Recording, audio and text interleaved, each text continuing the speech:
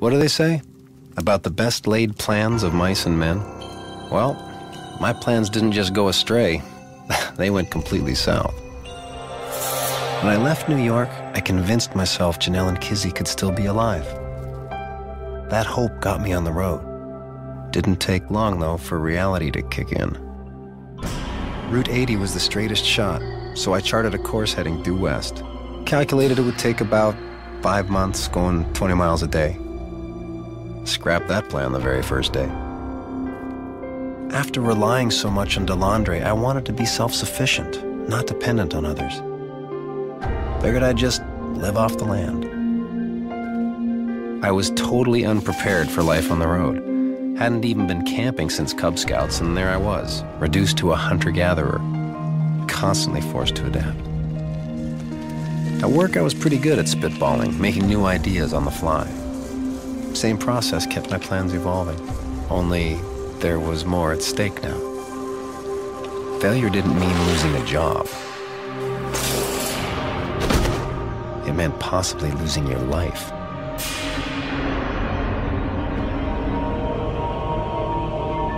Hey, a half pint. You like rabbit? His name was Elijah, but Call me Eli. he said he was my guardian angel. He wasn't like other survivors. Real odd duck, no fear, no desperation. To him, this was all just another day at the office. Said his own fall came years earlier, back in '99. Been living on the streets ever since.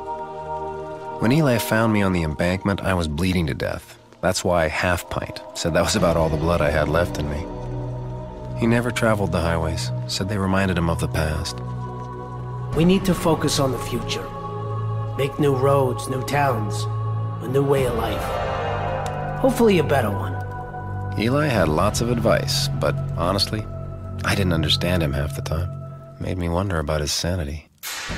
I tried so hard to become self-sufficient, but the truth was, I'd become dependent on a man I knew nothing about. And I was completely at his mercy.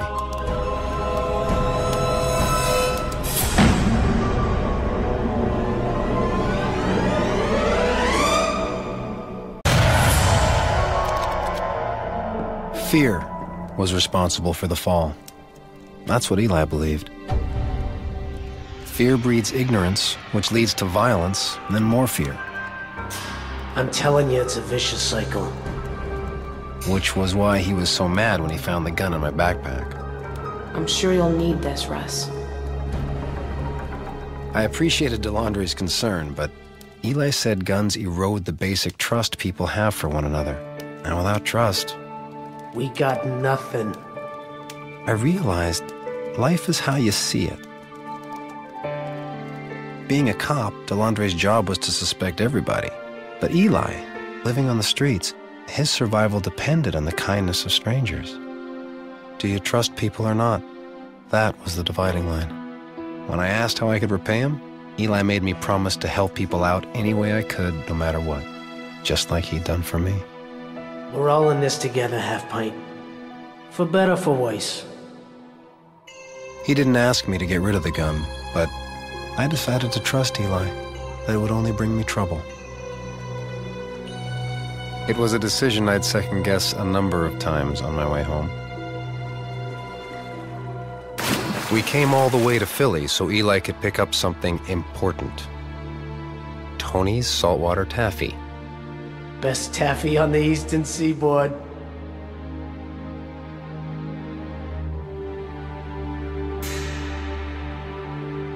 At one point, I turned to ask him where the candy store was, but he was gone. Wouldn't be the last time I crossed paths with old Eli. Considering I was already in Philly, I decided I'd pick up something myself at the Homeland Security office. Unfortunately, I had no idea where it was.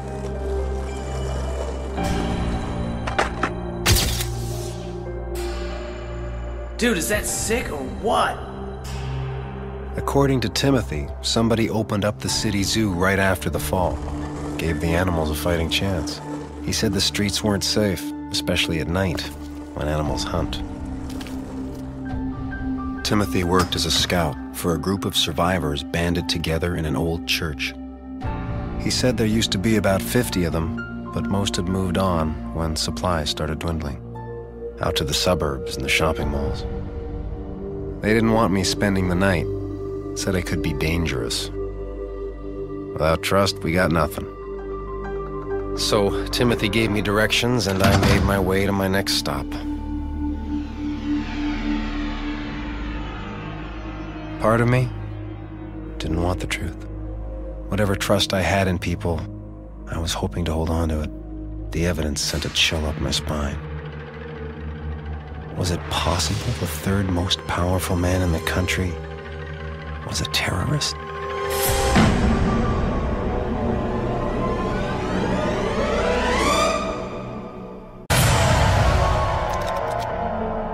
Knowledge is a powerful drug. All it takes is a little to get you high. Before you know it, you're addicted, especially when you think you're on the verge of uncovering some great truth. The speaker lived outside Philly. After Eli's taffy expedition, I had to backtrack to Route 80 anyway, so Bucks County was on the way. At least, that's how I justified the couple extra days. Couldn't help thinking how all the money and effort spent trying to keep nature at bay, it all seemed so futile now. But so did doors and windows, screens and locks. The old laws were becoming only a hazy memory. Someone or something had already been here. I worried I was too late. Not sure what I was expecting to find, but normalcy wasn't it. Sorry I had to duck out in the middle of the night, but duty calls. Make it up to you this weekend. Reserve the Roseville cabin on the lake. No Blackberry. Promise. Till then, Jack. All I could think was, if you knew the world was gonna end, why lie to your wife about a weekend getaway?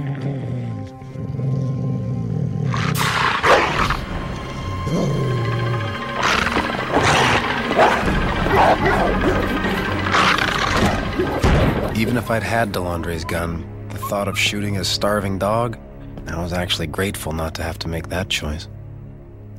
Walking around, I started to wonder, if you have everything, what do you gain that's better than this? What was so important in Salina, Oklahoma, at 3 a.m.? Didn't appear to be government business. And what did PG stand for? I knew I was missing something. I soaked up every detail, desperately trying to piece together the puzzle. Fetal reports dating back 10 years. The most recent one was the key. Was this the speaker's baby? Well, why was the mother listed as Jane Doe? What the hell did a test tube baby have to do with the fall? I remember losing it, thinking I'd led myself on some wild goose chase. But I was much closer to the truth than I ever could have imagined.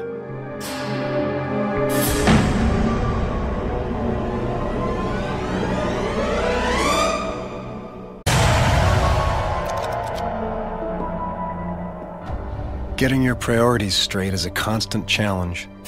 Leaving the speaker's house, I had that morning after feeling, that sickening mix of shame and regret, like I'd been on a bender. I told myself I wasn't going to waste any more time chasing clues, looking for answers I may never find. I just wanted to get home, back to my family, to what was important. I was going to make up for lost time.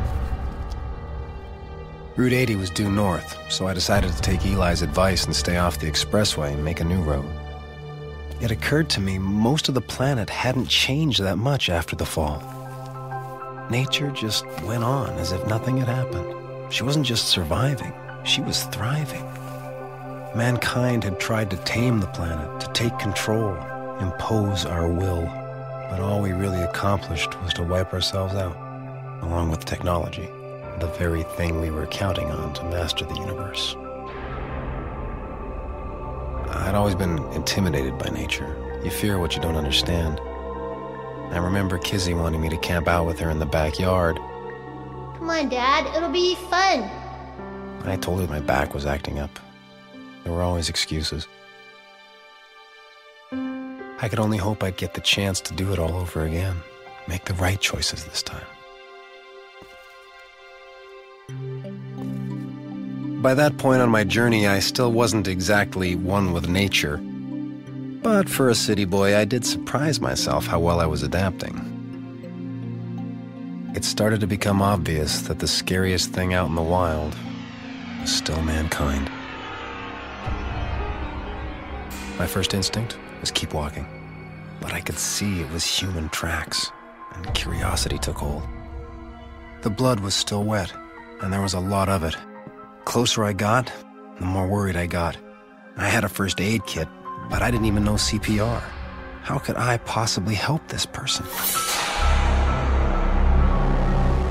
You're not one of them. Edward Hanley said he was a fugitive from some kind of religious cult that tried to purify him. He spoke a mile a minute, but from what I could gather, he was as good as dead if he got caught. I asked him all sorts of questions, trying to get a handle on the situation, but the guy came unglued. Keep it safe. It's my only evidence. I was torn. Part of me said, don't get involved. Just get home. That was my priority. It's too late. They're coming. Looking back, I don't regret stopping to help Edward. But one thing is clear. My path home is forever altered.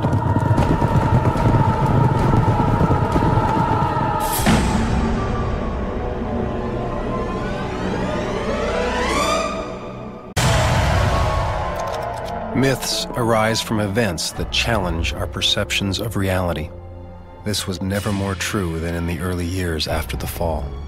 The world had become fractured into isolated communities, many of them built around a belief system, a myth to help them understand our new reality. I'd seen it before, in New York with The Pack, where people's fears inflated the truth into something larger than life. That day in Pennsylvania, I saw it again. It's the Four Horsemen.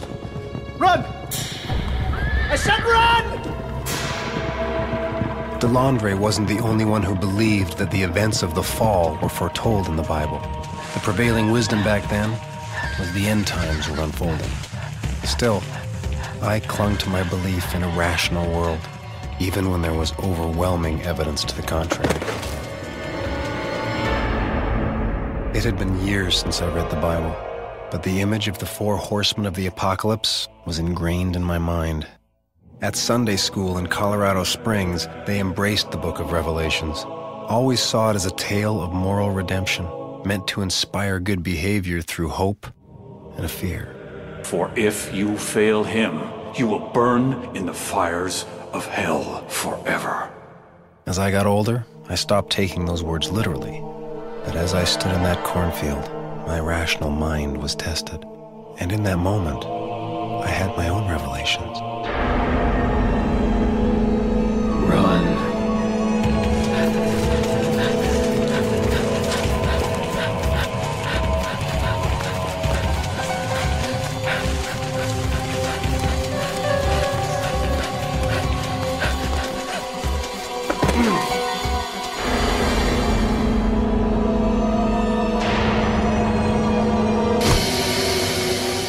A new myth was being written in Pennsylvania, and I was about to be cast as the villain.